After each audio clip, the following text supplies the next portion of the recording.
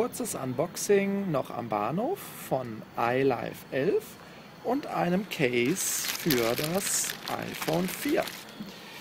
Hier zunächst das Case, und zwar das In-Case Snapcase für das iPhone 4.